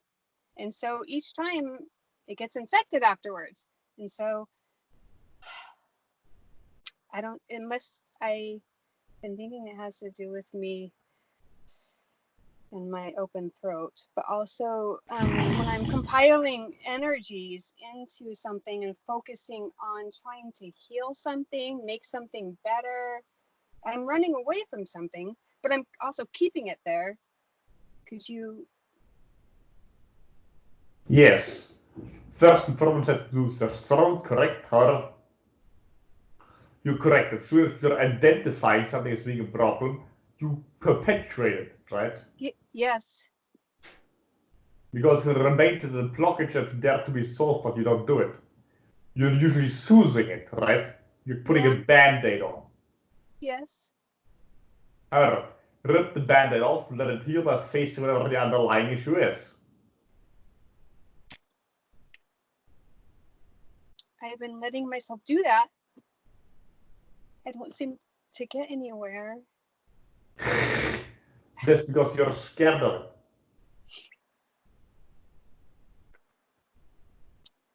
The uncertainty more than anything. I hear that. So I think I've been confused, or could you elaborate on what it means when you say open my throat? Well, express yourself more clearly. We earlier referred to the disclosure, right? The idea you don't need to petition your government, but the idea of you disclosing yourself, for example, right?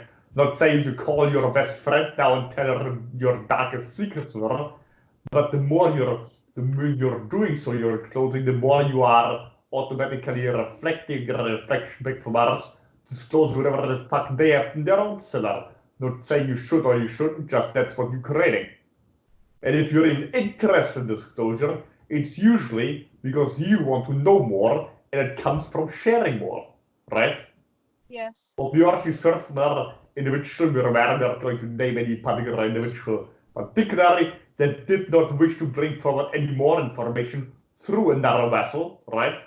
For fear of copyright, whatever the fuck, where people know well it should do vessel are concerned about intellectual property, etc. We're not so much the idea, mainly because we're there. If you do so, you're restricting the flow of information, right? So very often when you're asking for disclosure, what you're really asking for, subconsciously, is for yourself to be more disclosed. That's what I figured.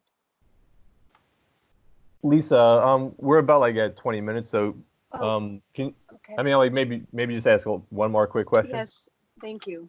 Well, I don't have. I think what was being talked about is good enough.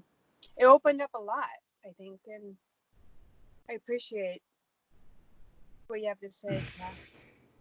You're very welcome. Also, remember, this too is just a reflection. We're also just sharing what you are in your own energy, right?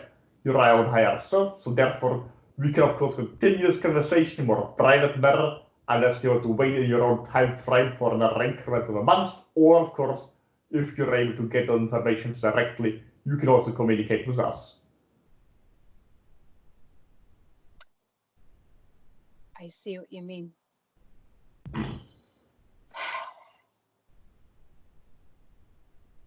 I appreciate you a lot.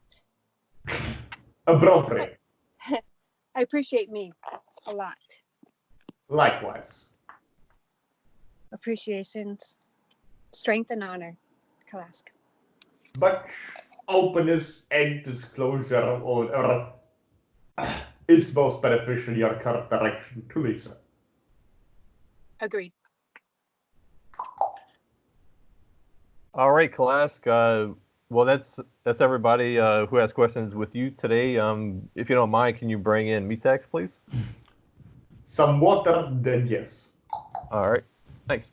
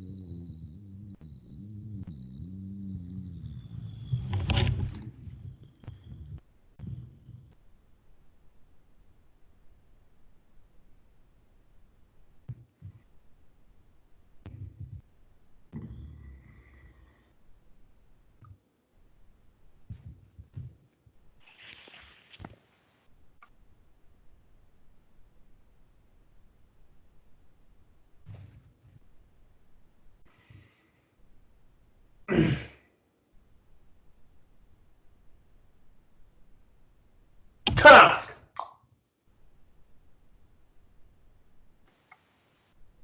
Hey, Lisa, since we only have like half an hour left, is it okay with you if you just save your questions for Metax until next month? Yes, I'm completely fine with that. Okay, cool. That's why I didn't know if I was going to be talking with both, so I figured that's everything's good. Okay, cool.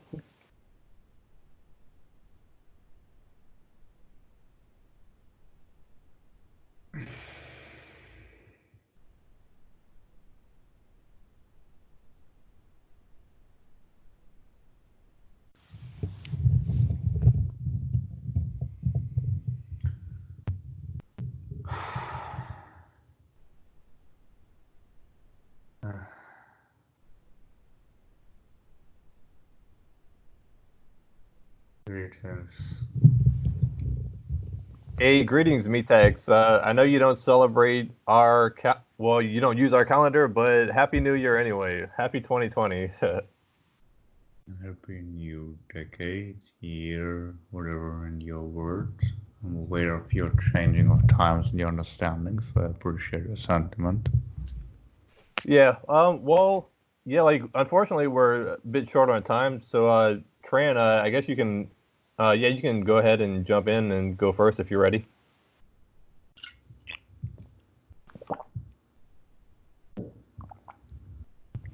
Hello, Metax. Can you hear me?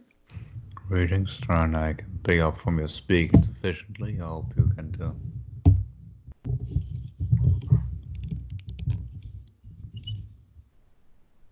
I was wondering if you had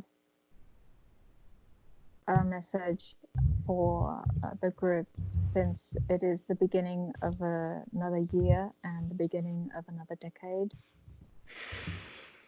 Well, here, and as the reptiles already shared, that's not necessarily our idea of our concepts of time frame. It's just over there in your world that you divide your time in such increments. So of course you're sending out certain ideas and frequencies and expectations, and that's what's creating then the likelihood of certain things happening. However,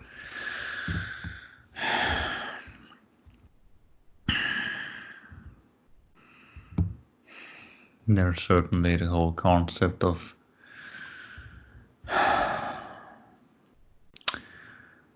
some interesting ideas becoming more popular in your world. I'm not going to add anything more to the warnings that the reptiles have advised, as everything is just a potential and it's currently just an option that your species could choose to go down if they're asking for, well, what already the reptiles shared in terms of disclosure ideas. At least a person I don't need to repeat now. Potentiality is a dichotomy between those ideas, which is painful. However, remember to remain in your heart at all times. When you are in your heart, you have a good compass that gives you the best recommendations where to be individually or collectively, and what decisions to make, no matter where you are, no matter how lost you might feel in your world at times. If you're in your heart, you will not only feel more connected to yourself and others, but you will also have a great compass that will guide you along the path also. For anybody who might feel lost, no matter what decade they're in or what circumstances is applied at all times, of course. Also the whole idea perhaps of the whole concept of your masculine and feminine energy being conflicting might come to a more smoother transition, but then again, that then also could result in what was shared that I will not touch upon. So just a potentiality. The main important thing is that you remain in your compass, in your heart, while you're going through whatever experience you're currently creating.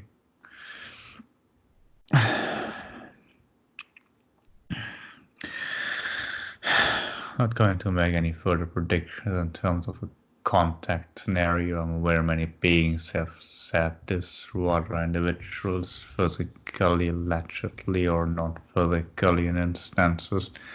Everything is a potentiality, but currently what the form of conversations that we can have are the ones that I'm having right now through David, which is of course also helpful to beings in your world. I'm personally planning to land on your planet in your current time frame reality that you're currently going through. Others might or might not. I'm not going to comment on that. I'm not privy to everybody else's information.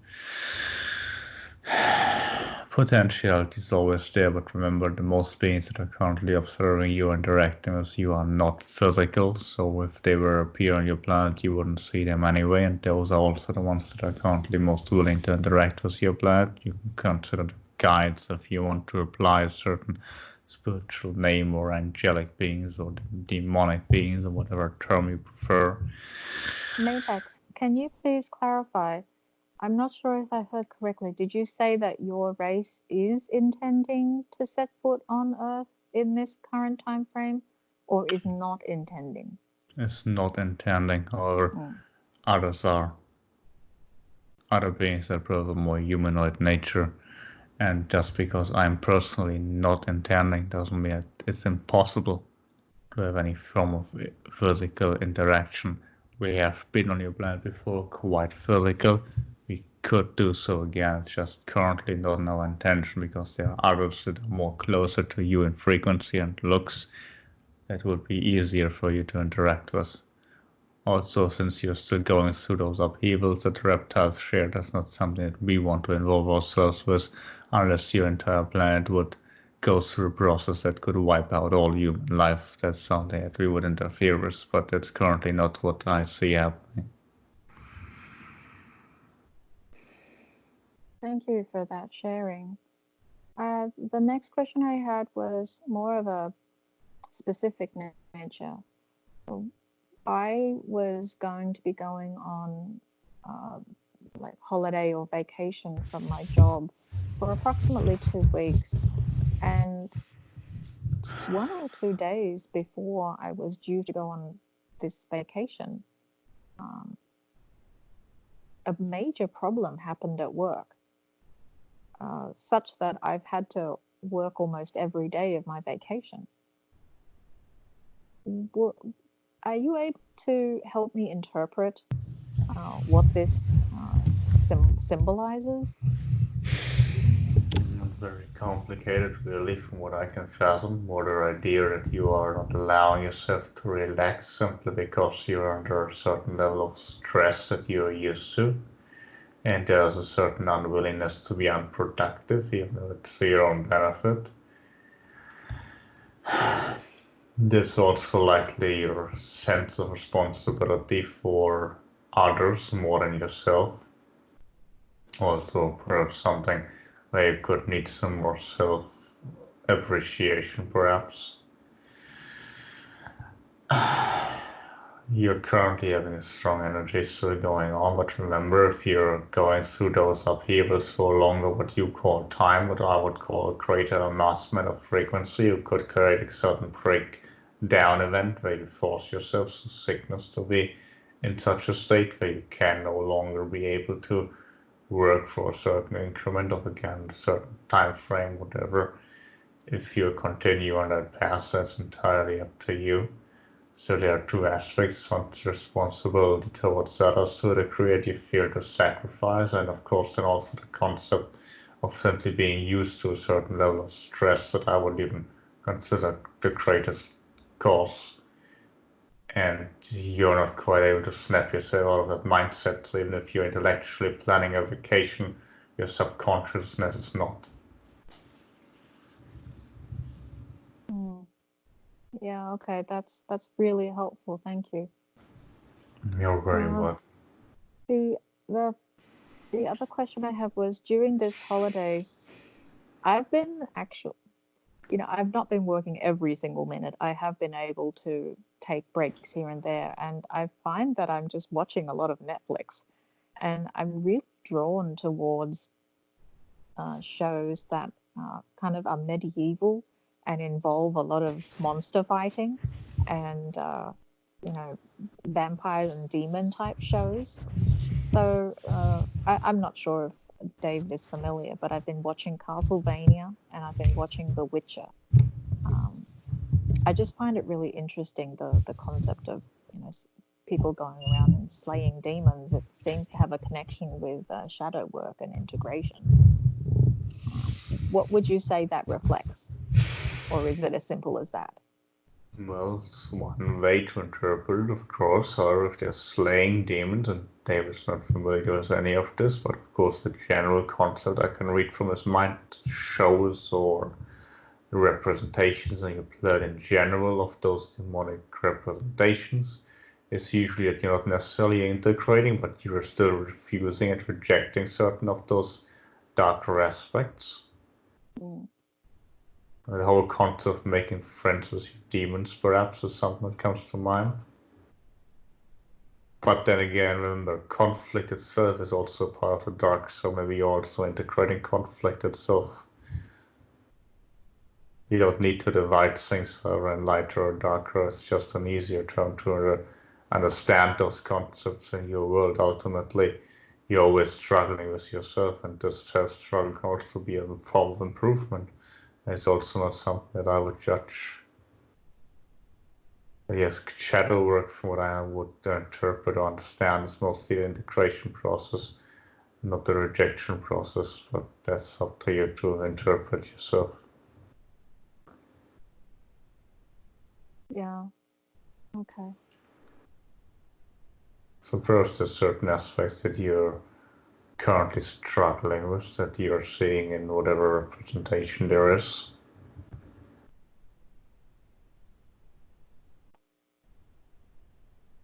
I do find that it is a little difficult to relax. And I sometimes look at my cat and I wish that I could just turn off completely like he can. The point is that he is not turned off, he is turned in. Inwards. Inwards. Yes, so the whole idea is not just to turn off and be nothing, because to many of you it's a scary idea, but more the idea of to tune into your own self, or the cosmos, whatever term you like to use, to plug in and be connected. Because there is again the aspect of you that also doesn't allow you to go on vacation. There's the same aspect as then chasing you around and creating those reflections where you have the sensation that you're fighting a battle internally or externally.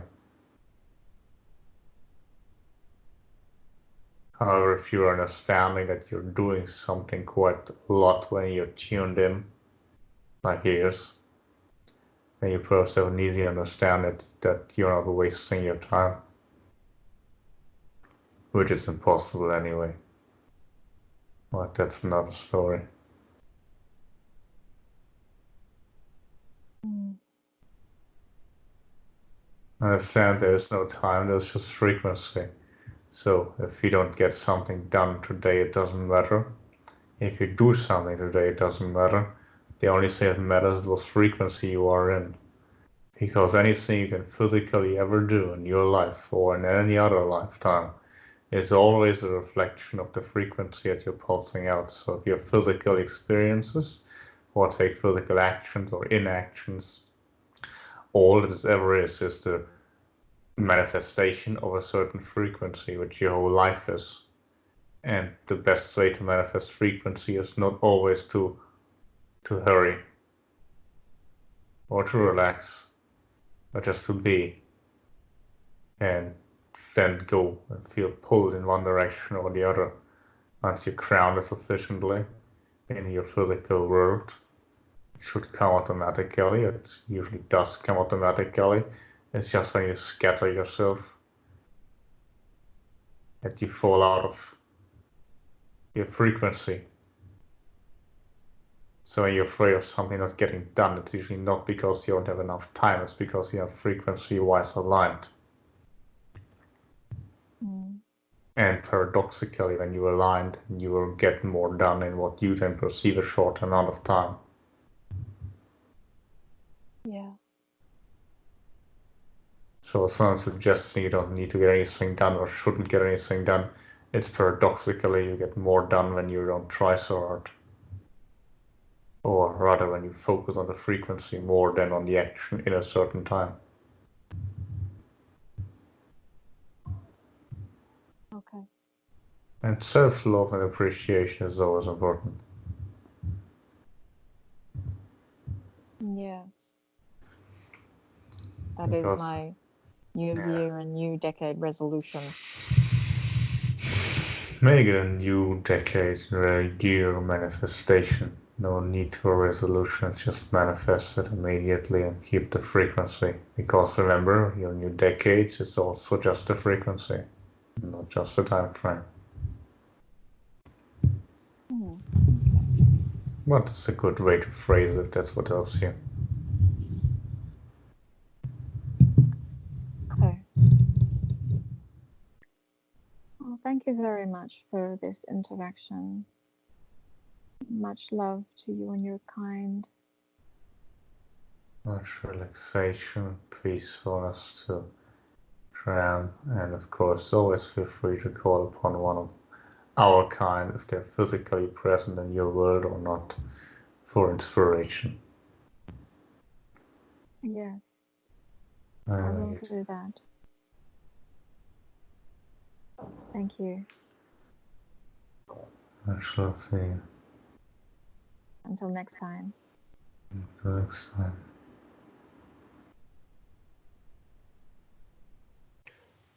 All right. Well, Metax, Alexis, do you want to ask any questions, or should we just skip to Casper? I can skip for now. If there's time at the end, I'll ask my question, but it's fine. Okay. Yeah, Casper, you can go ahead then. Okay, greeting Metax. I was wondering, could you see if it would benefit my health to filter my drinking water through a charcoal water filter? Greetings, Casper. A very peculiar inquiry. Depending greatly what you want to achieve. Remember, any physical action you're taking is always just as effective as your own frequency allows it to be. Purely physically speaking, yes, it's a good idea. It's always a good idea with the water you have in your world, which is largely polluted, except when you're living perhaps in a more mountainous region. Your own whole area is perhaps less polluted than other part of the planet, but still, it certainly would be a smart idea, in my opinion. Most water on your planet is not very sufficiently mineralized. However, it's perhaps not so much the issue there, but the concept of filtering it. So this particular function of filtering is certainly a good idea. Even if you just build yourself, there's no complication. Of course, you can buy devices, or you just literally take coal from wood that you burned yourself in the forest. Perhaps not, it has already been burned, but that you can create yourself if you wish. In general, cleansing your water is always a smart idea on your planet. Okay, thank you very much. And then I'm wondering, how long do you see it most likely will take before we get rid of oil and gas here on Earth? Yeah, there's no time frame in the sense of more frequency, and that it greatly depends on what you are pulsing out in your world. So the answer, when you're asking me in terms of time, is simply when your species decides what they want to have instead. Okay. You could easily switch currently to nuclear energy likely, but then you would have to build a lot more nuclear reactors, and very often people that are willing to make a switch in energy don't have the desire at the same time to switch to this particular source of energy either. So again, other options that are viable, as there's been the explanation now earlier on in this interaction that I also agree upon, is the whole idea of shooting something in your atmosphere that can collect energy, for example, or developing new devices that can harness free energy are all possibilities, but currently your more realistic chances of using the ones that you're considering alternative energy or nuclear energy. Either way, it will happen once your species collectively decides what it wants to switch to instead. Okay, yes, and I see there's a lot of resistance here against nuclear energy, so that's probably not the most likely. But okay, thank you very much. And then I'm wondering, can you see if my pineal gland is particularly calcified? Depends what you call particularly. Compared to me, yes. Compared to other members of your species, no. Okay, so it's averagely calcified compared to my own species here on Earth. Possibly somewhat less, but it's always a reflection of your third eye anyway. Your third eye influences this particular gland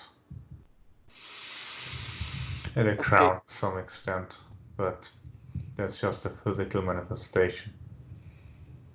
Okay, so would you say that just focusing energy on my third eye is the best way to decalcify it, or would you suggest other remedies to do that? Of course, the whole idea of avoiding certain overabundance of fluoride or unclean intake is also helpful, but mostly it's an energetic process that will have this effect. Also make sure you remain grounded before you do any of this. Okay.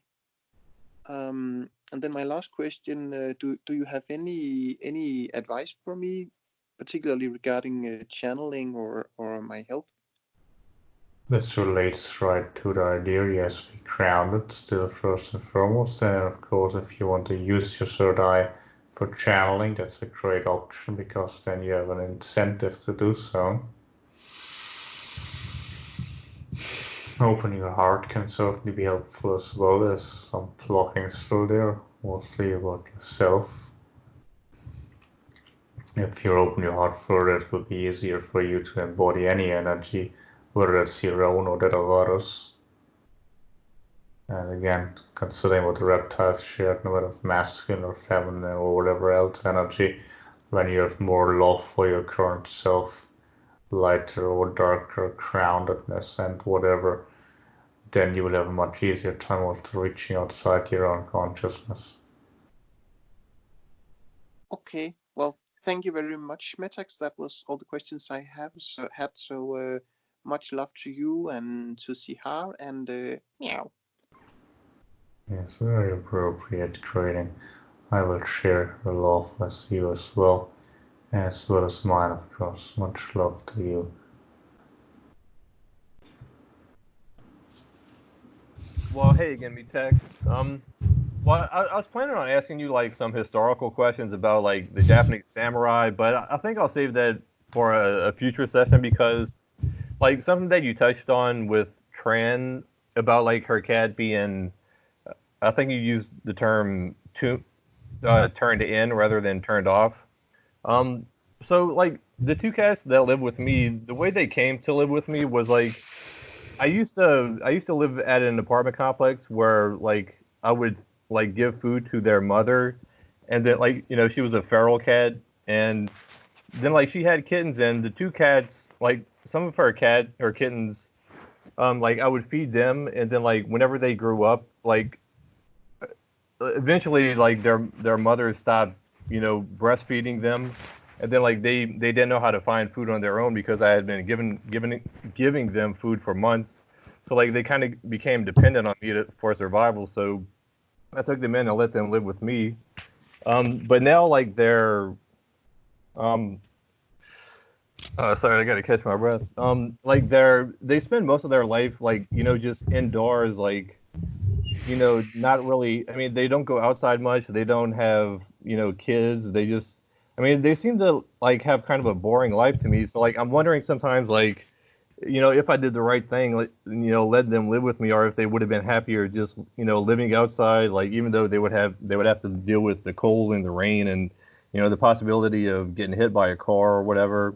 And also like yesterday, well, like over the last few days, I went to go visit my parents in like a much colder part of the country, and like my mom has kind of like the same mindset as me. Like she doesn't like to see, kittens just left out to survive on their own. So like, she like somehow she came across a bunch of kittens and like she let them, like she keeps them in a room in her house, and like some other cats that she found like a few years ago, they just kind of live in a room, in like a certain room in her barn, and like they don't really have much of a life. So I mean, basically, like my question is, like, what do you think about this? Like, I mean, like, are we doing the right thing? Like, are we helping these cats, or would they be better off? Like, would they have happier lives just being free to run around and live outdoors, or what?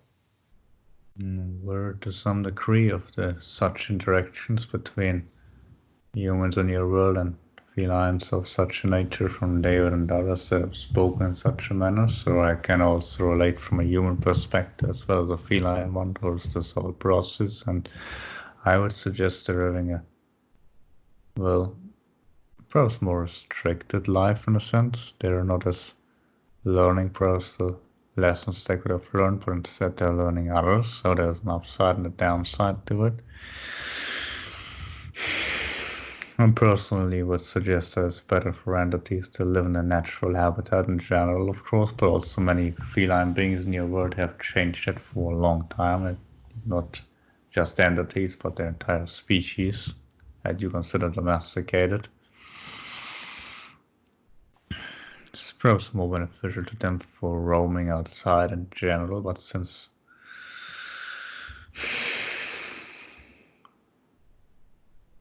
there's of course always the process of letting them have such a lifetime after a certain period of what you call time, in terms of them being adjusted to a frequency of having this lifestyle, it's likely no longer feasible for either party.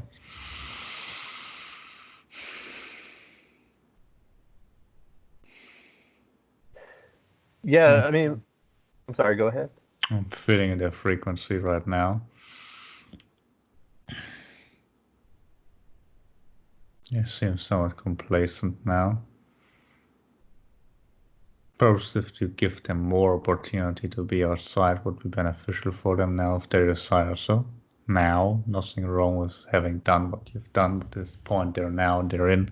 Everything happens for a reason, but the point they're in now, it might benefit them to have more freedom. Yeah, I definitely feel the same way. It's like one of my top priorities to get, my own house where they can have a backyard to run around in. Because right now I just live in a little apartment. Okay. But I mean, like in general, like, do you think, like, let's say for example, myself or my mom would like come across like a kitten that's kind of, just stray, like it doesn't have anybody feeding it or whatever. And the cat has two options. Either it can kind of live out in the wild and have to deal with the weather and hunting for food and so on, or I can live with one of us. I mean, like, what would you recommend? Should we just let the kitten live outdoors? Yeah, but it has the potentiality to survive on its own. Yes, of course, some might be better off under human surveillance if they otherwise would not survive. Okay. Where it might be difficult to determine in individual cases, but ideally would be as the feeding idea I would consider appropriate. However, obviously once the entity is a state where it can survive on its own, then you need to make a decision. It always depends on the individual basis, I would say. Right. I don't consider it a wrong thing, however, it's not like a big problem or anything. Yeah, I try to treat him as nicely as I possibly can, but I mean, sometimes I do feel bad because, like I've told you before, I spend like most of my day at work and I don't really have much time to play with them, and it seems like they must get bored just staying inside all the time. But yeah, I'll take into consideration what you were saying about, like, trying to give them the opportunity to go outdoors more in the future. The clearly open nature more important, not so much if they're being fed or not by people, but being able to roam freely outside is important. Do you feel like the ones that live with me are properly grounded? From what I say so, yes, they're properly grounded from what I can sense. It could certainly still help them being in nature, obviously. Okay. All right. Well, yeah. Thanks, Metax, for answering that for me. And we're basically out of time. So yeah. Anyway, yeah. On behalf of all of us, Metax, thanks a lot for talking to us. Again, Happy New Year. I know it doesn't make sense to you guys, but anyway, yeah. Much appreciation, much love, and yeah. I guess you can connect back to David now. Much love to all of you in the coming new decade, as you call it, and also particularly to those as feline companions sharing a special frequency. Goodbye for now. All right, bye, Metax. Much love, Metax.